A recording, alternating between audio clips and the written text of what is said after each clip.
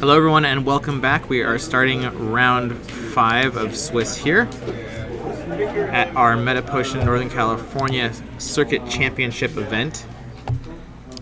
Got a couple new people on the stream here for you. Danica Joy and Matt. Danica is going to discard a Rain to play a Cosmos.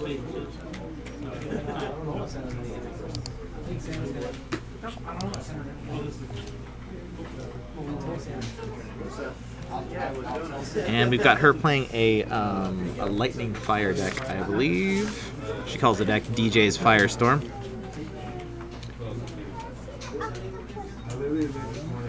That's actually the only copy of Cosmos she has in the deck, so it's interesting she got that in that opening hand there.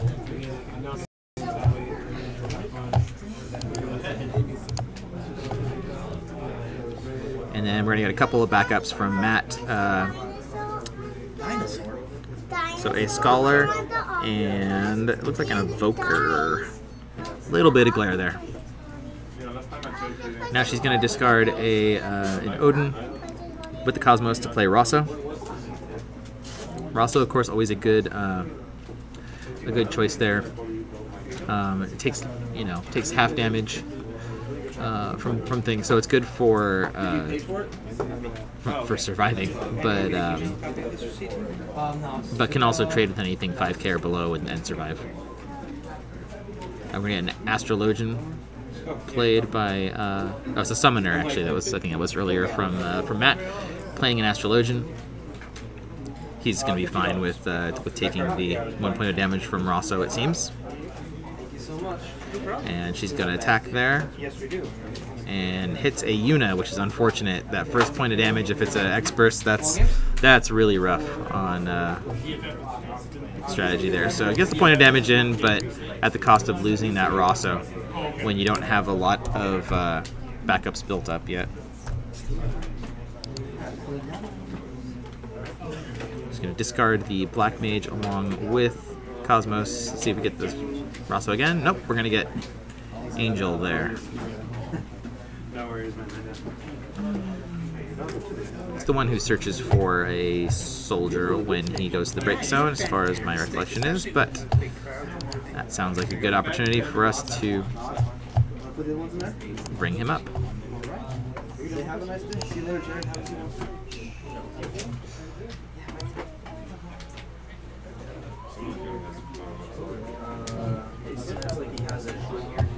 There's a look at him. So yes, searches for for Zach. I'm sorry, not a soldier. Should be on the wall here unless it's sold. I'm thinking of the new Zach backup, I believe, who searches for a soldier or a card named Cloud. I'll just be. Cool. Read it. 650 to $10.50.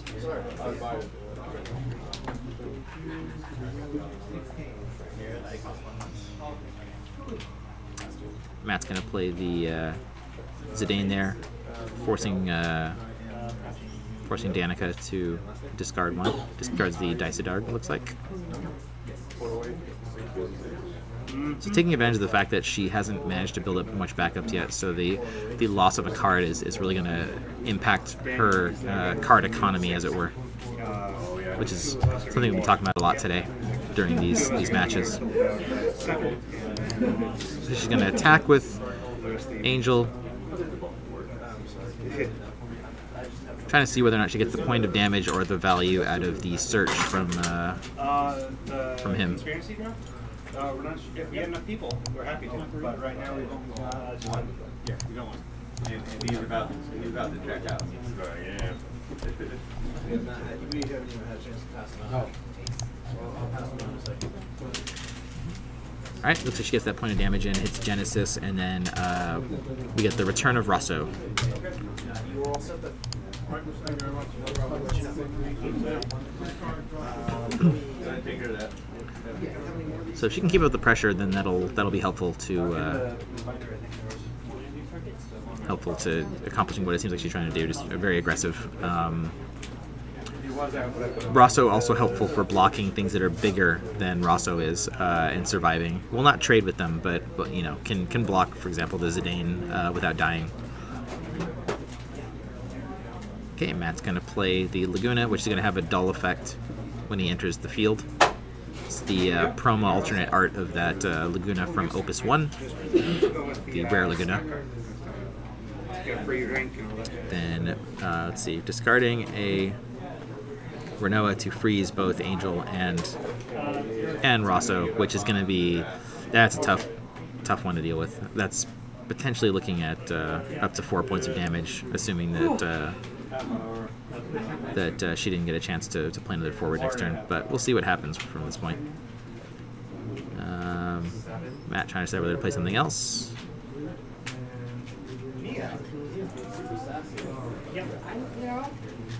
Bad sportsman. I'm sorry.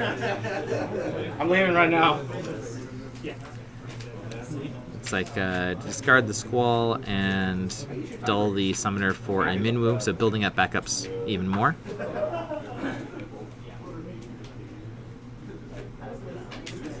Gonna hit Lon for 1 point of damage there.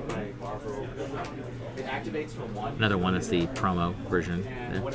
And, oh, I'm sorry, I said 4 points of damage. I forgot. Laguna just came into play this turn, so just the 1 point of damage there. But she's looking at needing a defender right now.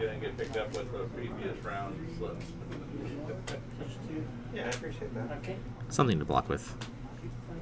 But playing against, you know, a deck with ice, there's the entirely possible that she could play something and that will get dulled by an ability or a summon of Matt's before she can even block with it. That's a good choice though. So playing the Behemoth, which now the problem with that right now is that she would need to discard a card in order to activate it to block. So we'll see whether or not she chooses to do that, or if she's just gonna kind of have it sit there for now. But we do have, you know, at this point, there's a huge discrepancy in backups. So Matt, with 3 cards in his hand, can play anything he wants to, basically, without needing to discard any cards, versus DJ's in the position where she's still having to discard things and kind of losing out on resources, as it were. No, I'm working still about 7. Although it sure does look like you're not going to make that. Yeah, I'm probably going to get caught up here for a while. There you go. Alright, it's like 26 something. Okay, looks like Matt's got something in mind here. Dulling those 3 for Akuja. One of those cards that still very good in my opinion, but has lost some of its effectiveness with monsters, in the sense that you know, since those triggers go on the stack when Kuja attacks, you can wait till after those triggers have gone through and then activate whatever monster you're going to block with. So DJ manages to get through this with taking only 1 point of damage, which is good. The 8,000 power of the Behemoth would be able to take out either Zidane or Laguna at this point in time. So managed to actually stem the tide there, which is good. Let's see if she's going to try to continue to be aggressive, or if she's going to try to build up some backups to try to catch up in that regard. Kind of if she's playing the short game or the long game. She's not terribly ahead on damage there, given that it's a 2-to-1 game right now.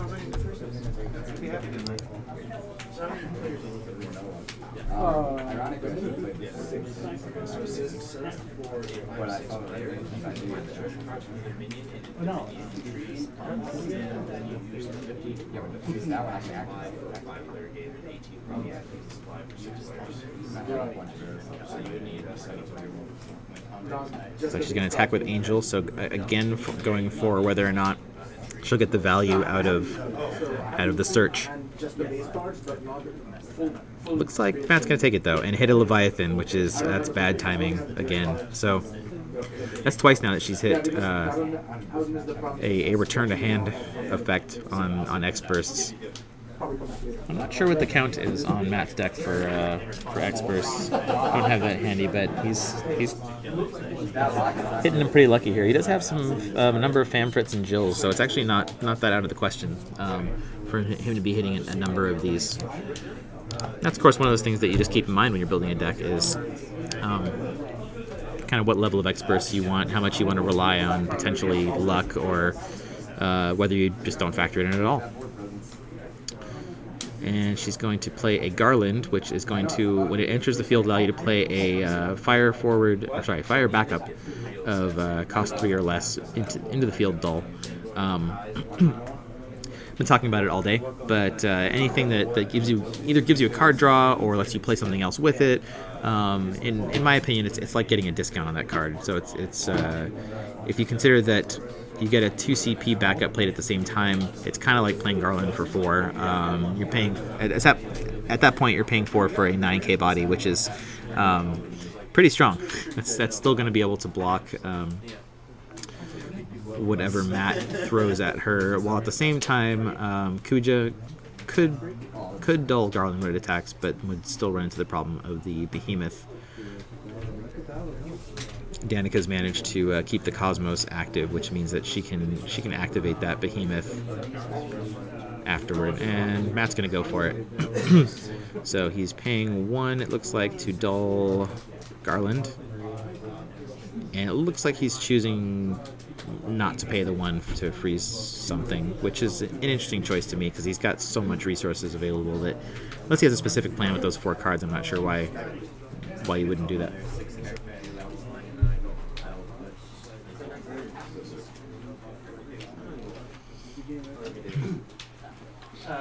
Sure.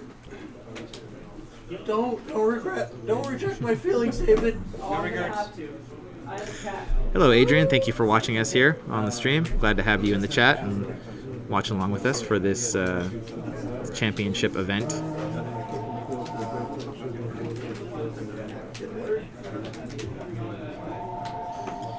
All right. Looks like DJ decides to take the damage. Hits that legendary Tifa.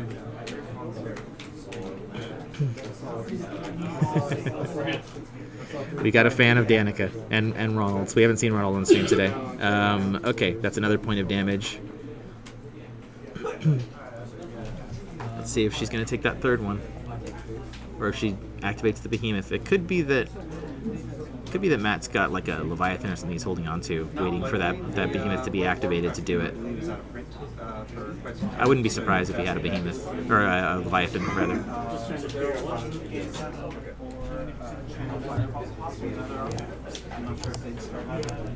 But those would probably be your best.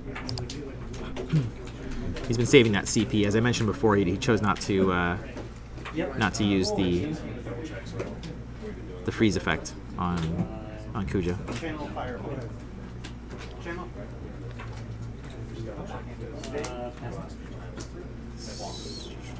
Sildra, perhaps? No, Ultima. Okay, so it looks like Matt's been waiting for this moment here. He's going to break the Scholar to return something to his hand in response to his own Ultima. So it's a little discussion here on rules. He plays the Ultima, puts it on the stack. He has priority and maintains it. Does not have to give up priority first before responding to that. So he responds to it with the Scholar targeting a forward of his, so that the forward, when things resolve, assuming nothing else, the forward will go back to his hand. I think he's explaining this to Danica right now. The forward will go back to his hand, and then the Ultima will resolve, which will remove all forwards from the field that are not light or dark. And then he's going to have to discard cards equal to twice the amount of the ones that were. So that's 3, 4, should be 8, I believe. 6, 7, 8. So that's the cost. It gets removed from the game. Yep. So it's removed from his own deck there. Gets rid of everything but the Zidane. Still keeps him. Oh, sorry. It also removes the other forwards from the game. It doesn't break them or anything. It just removes them. Keeps him with the advantage there on backups. They're tied on damage, so he's in a stronger position at this point.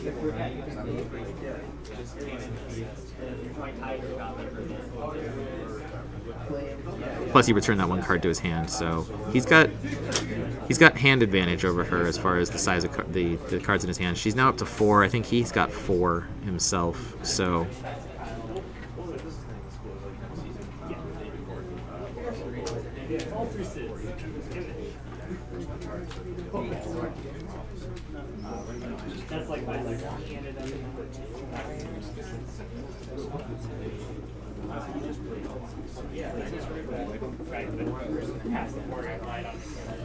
Ultima's a gutsy play. You have to be confident that you're going to be able to finish the game off before you run out of cards in your deck. Because obviously, if you the ruling is if you are required to draw a card and you have nothing in your deck, then you lose. So usually that'll be at the beginning of your turn. So by removing those 8 cards, that's almost 20% of your deck. In fact, it's 16% of your deck, if you want to be specific. Let's see. DJ is discarding and playing Amon, which would target Zidane. Doesn't make a difference because Zidane's going to be activating anyway. Well, I knew it was dull in the first place. But yes, as I was saying, it's a gutsy move because it's going to lower the amount of time you have before you run out of cards in your deck, and then on top of that, you've also just eliminated those 8 cards from possibility of using them. Okay, so he plays an Arithmetician. This is another new card from Opus 4. Saw it a lot during pre-release. I haven't seen it yet in Constructed, but it's very good. You when it enters the field, you choose a number, being that it's an Arithmetician and all, and whatever that number is, all forwards of that CP cost get dulled and frozen. So in a situation like this, he's able to specifically target Amon, dulling and freezing Amon by choosing 4, which will not affect Zidane. As you see, what happened there was that she hit the Black Waltz on the X-Burst. We saw Black Waltz earlier, not as an X-Burst, and the damage there to Zidane was enough to kill him.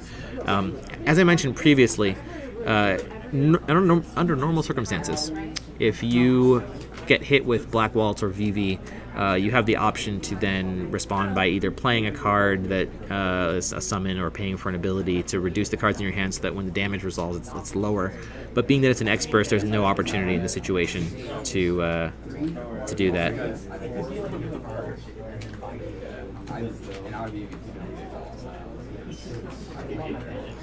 All right, she's going to play Zac now.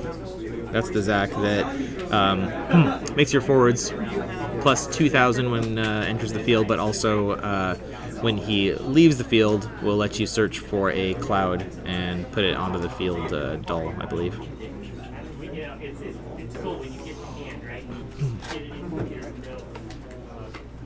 Adrian's asking if it's snowing in NorCal. It might be, but I think it's snowy with a chance of clouds.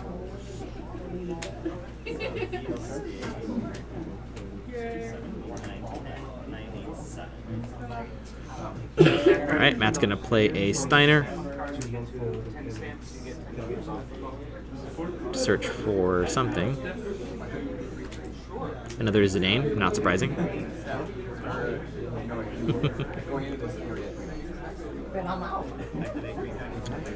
Well, it's definitely gotten pretty chilly here in the Bay Area.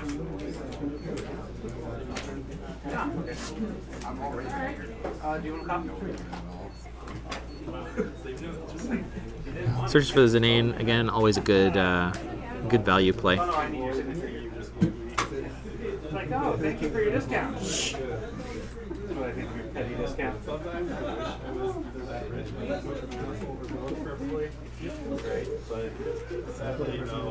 Alright, can play the Zidane, I think. Yep. And I would imagine he's probably going to make Danica discard if I... Yep, make her discard her only card, just to... Yeah, because that Odin would have probably been been helpful there. But given the advantage that he already has, he's still got 4 cards in hand, and he's got 5 backups now, so he's in a good enough shape. He's not going to need that extra card draw. It's more beneficial to the longer term strategy to force your opponent to discard when they're already kind of starved for resources. That's odd.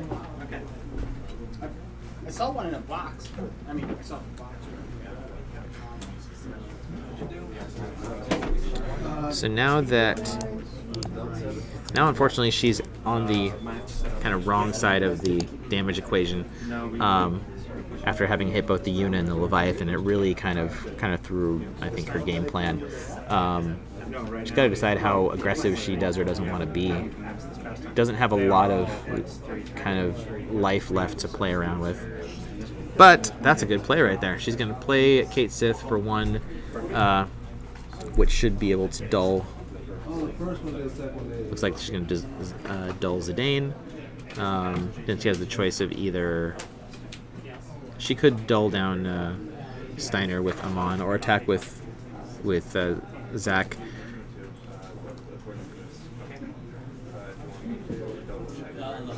Colin's asking if this is the 4-0 bracket. This is, to my knowledge, not the 4-0 bracket. Hits another Leviathan for damage. That's so unfortunate for Danica. I feel really bad for her. Her luck has been just not great on these X bursts. But it also could be, like I said, the way that Matt's deck is built. It could be to take advantage of that.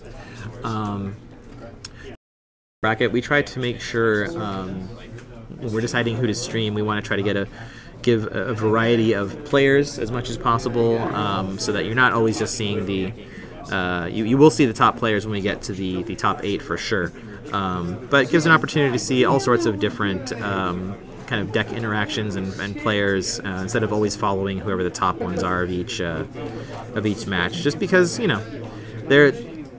you're going to be able to see high-level play, I think, a lot online. But when you're playing in a tournament, you're going to be playing against a variety of different players and styles and deck types. So we want to try to highlight, not just the kind of peak of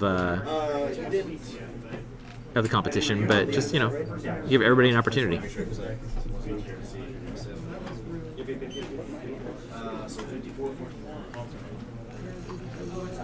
Alright, so that Genesis came in and did a dull and freeze. Did a dull and freeze on Zach. Steiner's going to come in and attack. Again, we apologize if the stream is not going too well. We are limited by the Wi-Fi that is available to us, unfortunately.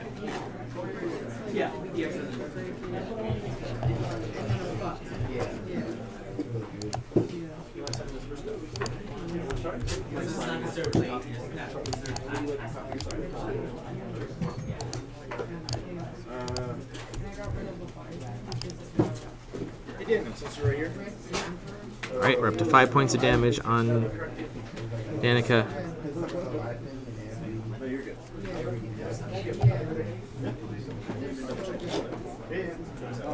She's looking at lots of forwards coming in her next turn. There's another Kuja out there.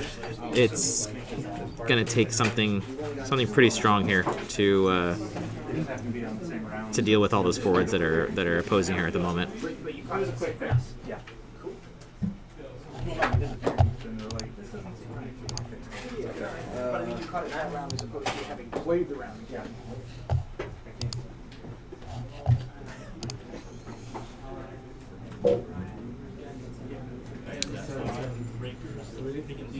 Alright, I think she's trying to figure out if she has an out.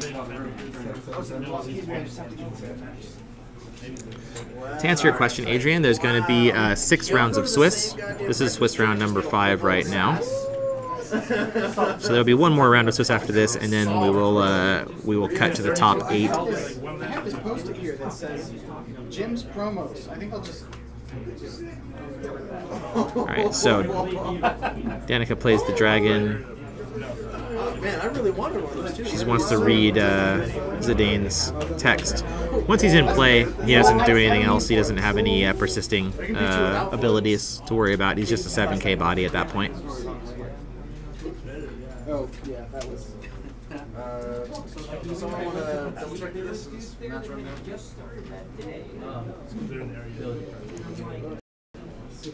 Yeah, she's looking at even if she had a forward to block with, it would get dulled and frozen by the Kuja there.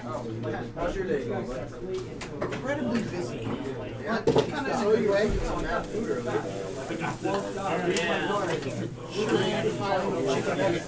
But they're like interesting chicken nuggets. You mix them. So she's looking over if she has any options, but it's looking pretty tough to me. How you doing?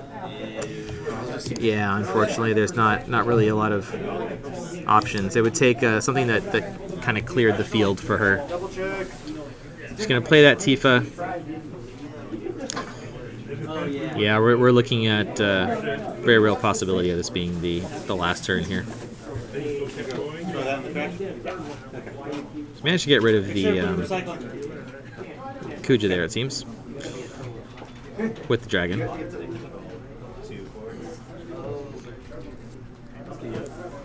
Matt's gonna play something. Sildra? Nope, gonna play Laguna, which is gonna also dull the Tifa, and then he's got a whole suite of forwards to attack with. He's gonna attack with Zidane first. That puts Danica up to the 6 point of damage. She does hit next burst, but I don't think that's gonna make a difference, unfortunately. Yeah, they didn't actually resolve the X burst, but I think even if it took out a forward, probably was not going to affect the end result here. So that's going to be the end of that match.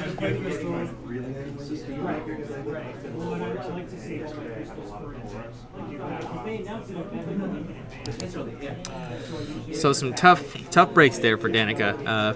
You know, it's puts in 4 points of damage, but manages to hit 3 different cards that send forwards back to her hand, and that's part of what was designed into this game, was that there's an element of randomness. So you always have to be aware of that and prepared for the possibility of X bursts, and particularly against a water deck. You might be facing a lot of things getting sent back to your hand. It's part of the reason why there's been a move with some players to play more forwards that give you some sort of benefit when they come in off the out of your hand, so that you get that benefit again if they get sent back to your hand.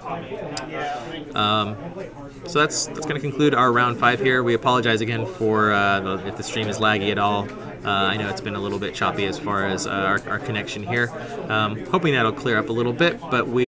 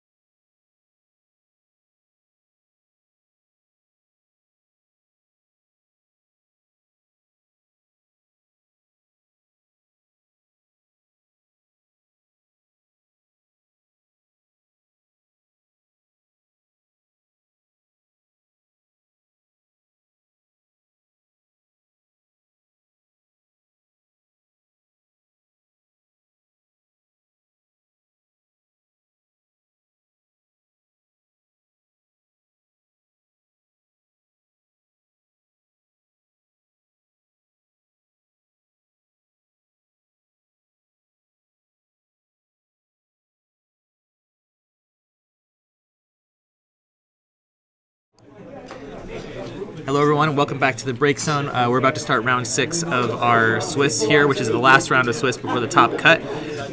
We've got a couple of really great competitors here on the stream for the last round of Swiss, which is Alvin and Brian. Alvin is a relatively new player to the game. He just started playing over here with us, and the story I've heard, at least, and he'll have to correct me if I'm wrong. The story I heard was that he discovered our play group, and I think possibly the game, by seeing our stream, watching the Break Zone. So it's pretty cool, kind of full circle here to have him discover the game. The fact that the stream and this play group was happening kind of in his backyard, and then he started playing here, and he's a very, very good competitor. He and some friends of his started playing here at Isle of Gamers. Just very, very good players. He's won some events here and done very well. So we're happy to have him, as part of our growing play group here in the Bay Area of California. And he's playing Brian Faswana, who's somebody else that I think we've had him on the stream before, but he's he's another good competitor that we have here that I think has played before. So. At least on the stream. I know he's played before. So both of them really good. It should be a good matchup.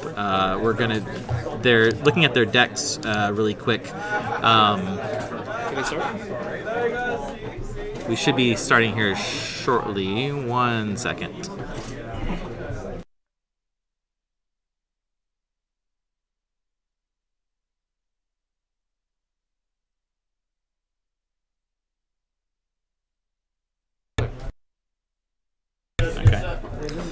Anyway, looking at their deck list, they're both playing Fire Ice, so this should be an interesting matchup. I'm not sure how much overlap there's going to be between the two different deck lists or their play styles, but we'll find out. Fire Ice can be pretty aggressive, so we'll see what happens here. Let's move over to the table. All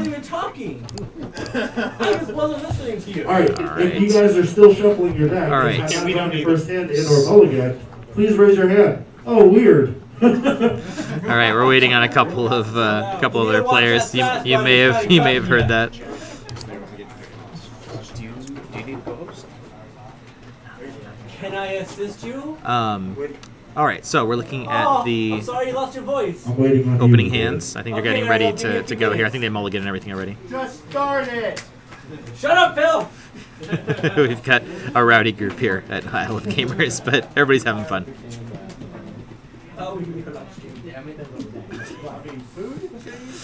All right, so we should be getting started here shortly. We have a slow couple of players. There we go. It's okay, Phil. We all can't be 05.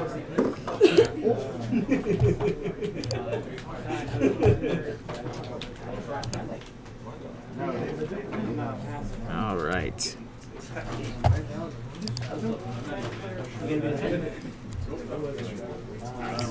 I've not checked what the record is of these two players, but I would not be surprised if they are both doing extremely well. I'm not sure if they're 5-0, 4-1, but they are some of the stronger competitors that we have here. I'm really glad that the draft is not fire, buddy.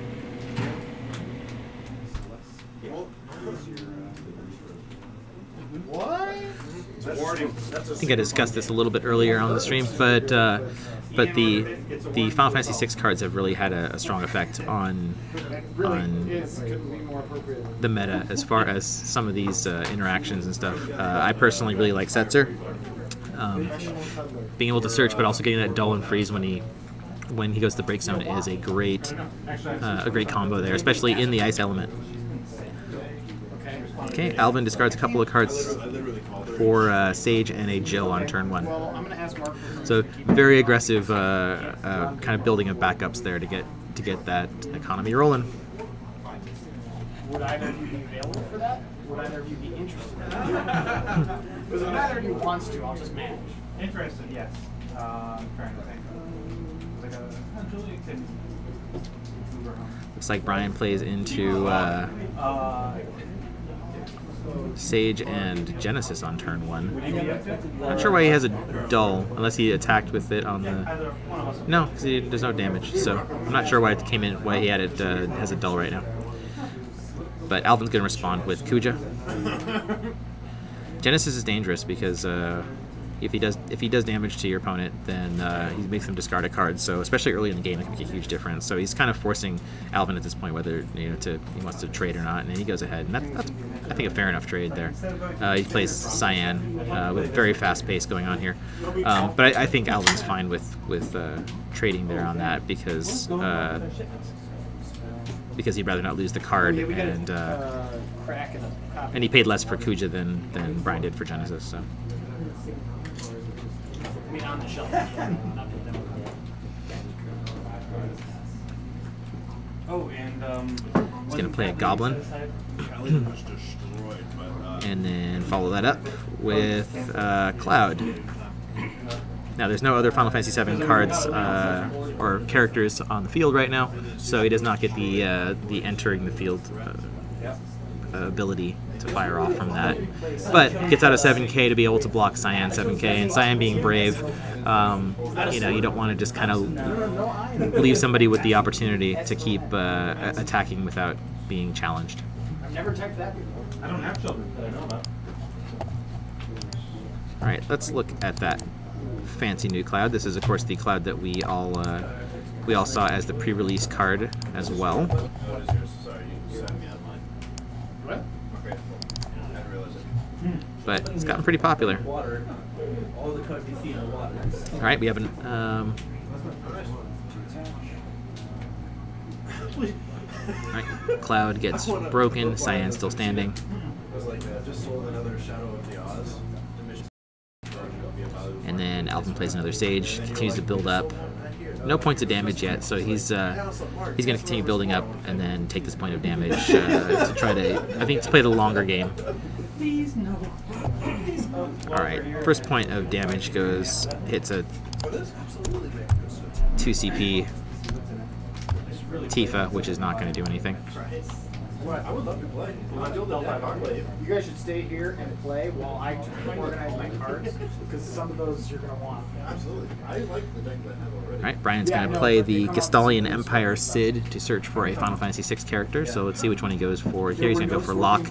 Locke has the same effect that Genesis does when he deals damage to your opponent, making them have to discard. But in addition to that, when he enters the field, if you have two other Final Fantasy VI characters in play, then he's also going to do a discard effect. So with the Cyan and Cid out there, once he does play Locke, he's gonna hit that effect, which for a Fire Ice deck, if you're trying to be aggressive, it's forcing your opponent to discard is going to make it so they can't respond as easily to what you're trying to do. The question becomes whether or not he's going to be able to disrupt Alvin when he's already got three backups out anyway to be able to play things. I've only played that one game with you. I just talk mad shit. Right. He's going to play another Sage. Separate from the. So we got Sages all over. I did a similar thing when I was trying to build up my Final Fantasy VI deck at first. I think I still got a bunch of them in there right now. So the as I mentioned in the stream, that Sage, the Ice Sage, is what I call Jill on demand. Can freeze 2 forwards when you pay 2, dull it, and break it. All right, Brian's going to play Sabin, choosing to make Cyan unbreakable, I believe. Attacks with him, he is brave, and then hits Ledner for damage, so no help there on the X-Burst. If you want help, I can help you.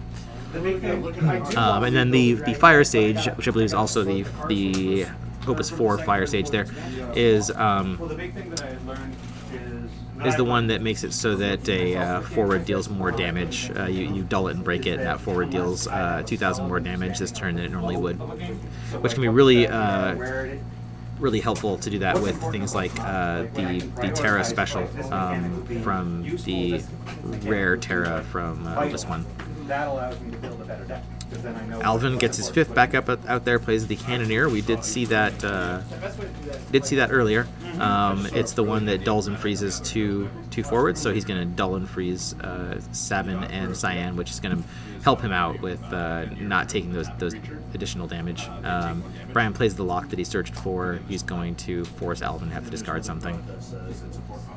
So Alvin's definitely playing the long game here. He's got the 5 backups. He's managed to stop the incoming damage for now. Let's see if he can do something with that over the next turn or two before he's going to have to deal with the incoming Final Fantasy VI characters again. Cyan's incredibly to this deck by making all of your Final Fantasy VI forwards brave, and a lot of them are very good. That's a huge benefit, and so I think when Cyan hits the field, he's definitely a high target for removal, because you don't want to be giving your opponent the opportunity to just keep attacking without having to dull. It just opens up all sorts of benefits. Alvin's stopping to look at Locke's ability, which, as I explained, is he's got the 1 from when he enters the field, and then he's also got the 1 when he deals damage. In addition to that, he has a special called Mirage Dive. It's just use a copy of Locke with no CP cost, makes him unblockable. So that's going to help you also to get to make the opponent have to discard a card if he's unblockable. So Alvin now with these options here, he's going to play Snow. That's Opus 1 Snow. He's going to give it haste, draw a card, and then do the attack while forcing Locke to dull, making Brian take that 1 point of damage. Hits the Zac, which is going to allow him to search for a soldier or a card named Cloud from the break zone specifically. It's one of those ones that retrieves, it doesn't go from your deck. I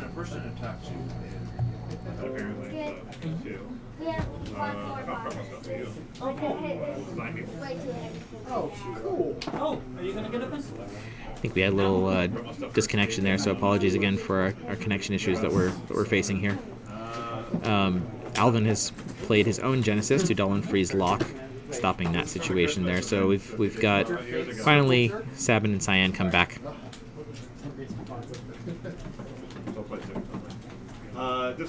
They're going to be incoming shortly here, so that Sabin, of course, always dangerous. He'll probably, I wouldn't be surprised if he attacked with Sabin and then chose to make Cyan unbreakable so that he can try to get both of them through or to break something. Yeah, at this point for magic wise, Alright, so he attacks with Sabin. And looks like Alvin's going to take that, hits Godot. And then he attacks with Cyan. Yeah, because if you didn't do the Christmas event years ago, you couldn't get those. So Brian's on the winning side of this right now. He's got more forwards, more powerful forwards. He's got more threats, essentially. I mean, let me rephrase. They have the same amount of forwards. He's at 5th point of damage. Same amount of forwards, but the quality of forwards that Brian has are stronger there. Yeah, they both have a Genesis, but I think between Sabin, Locke, and Cyan, I think he's winning versus Cloud, Shulk, and Snow.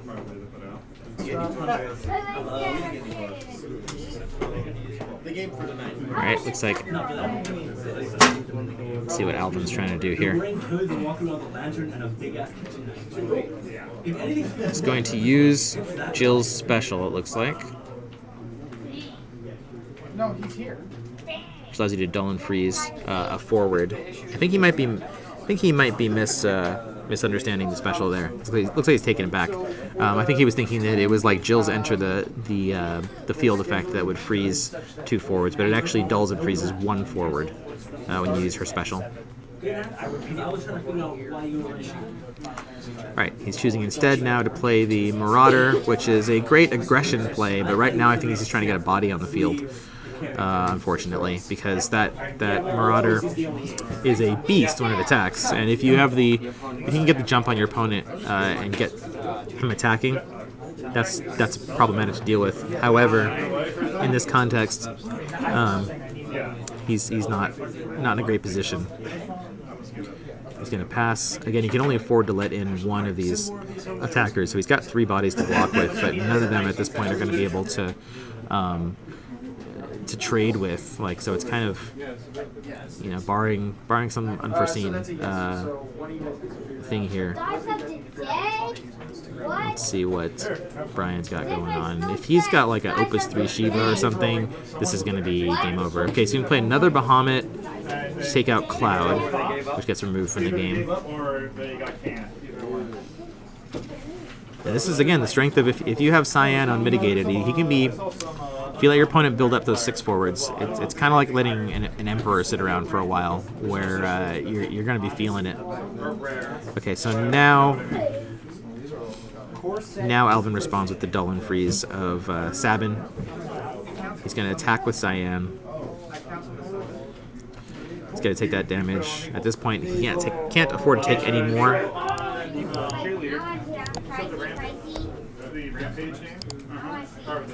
And he recognizes that's going to be the end there. He doesn't have a way to handle it beyond that point.